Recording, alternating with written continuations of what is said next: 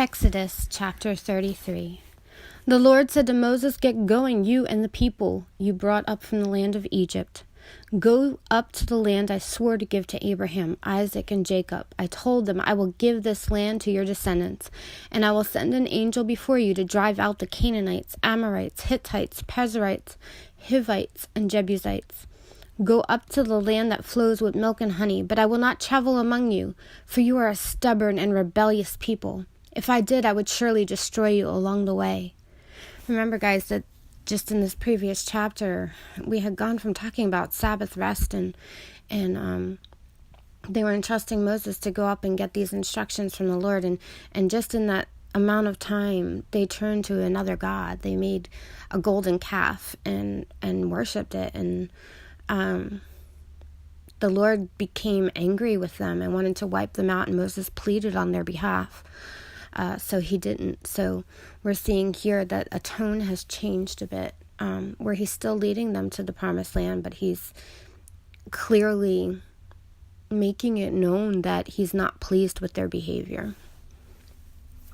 When the people heard these stern words, they went into mourning and stopped wearing their jewelry and fine clothes. For the Lord had told Moses to tell them, "You are a stubborn and rebellious people. If I were to travel with you for even a moment, I would destroy you. Remove your jewelry and fine clothes while I decide what to do with you."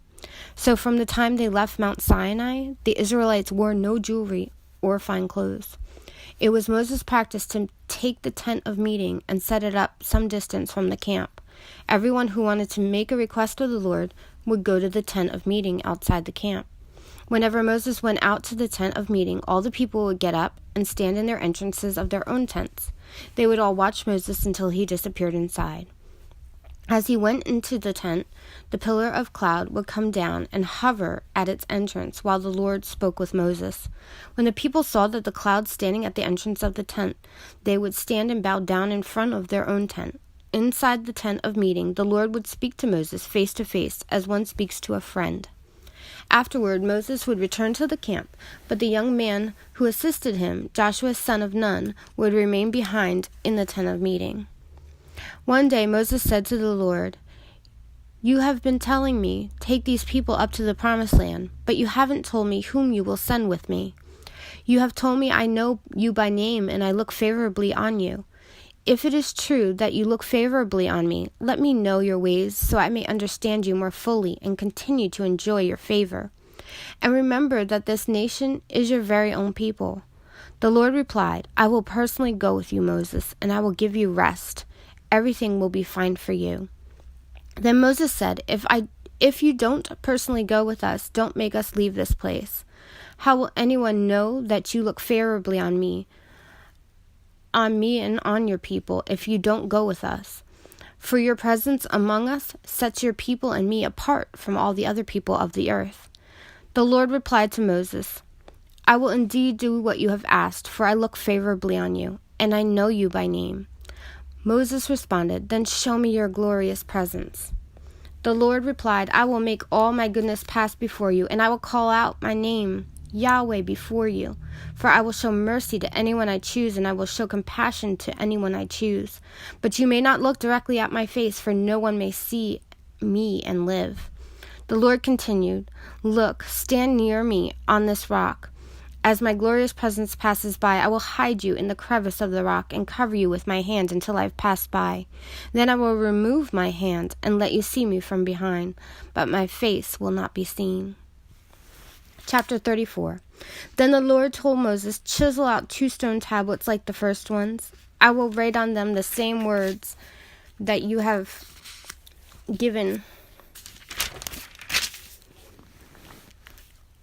on the tablets that were smashed.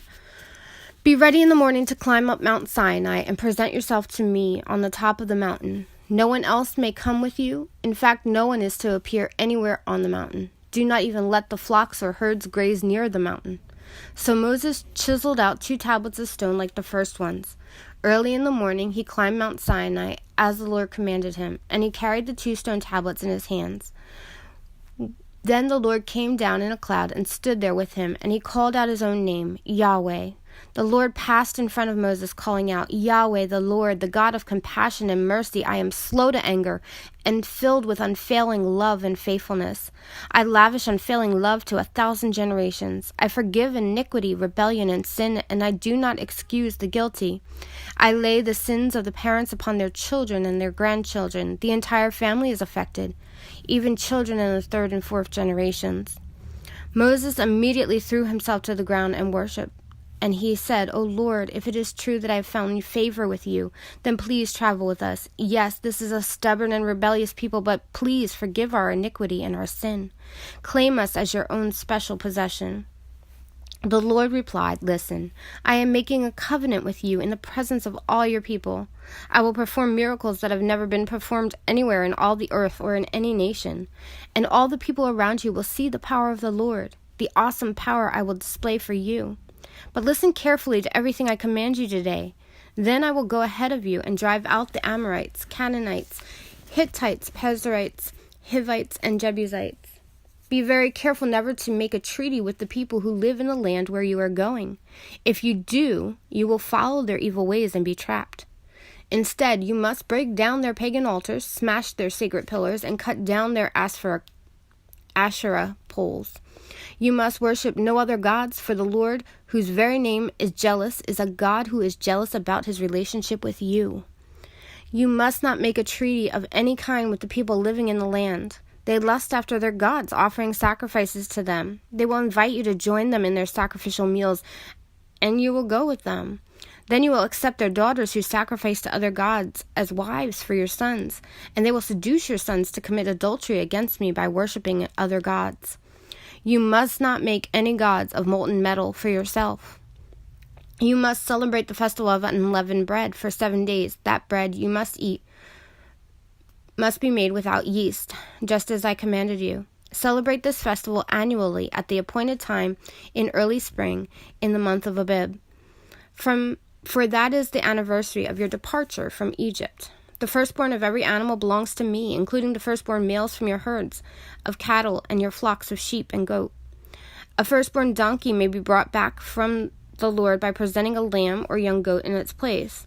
But if you do not buy it back, you must break its neck. However, you must buy back every firstborn son. No one may appear before me without an offering. You have 6 days each week for your ordinary work, but on the 7th day you must stop working, even during the season of plowing and harvest. You must celebrate the festival of harvest with the first crop of the wheat harvest, and celebrate the festival of the final harvest at the end of the harvest season.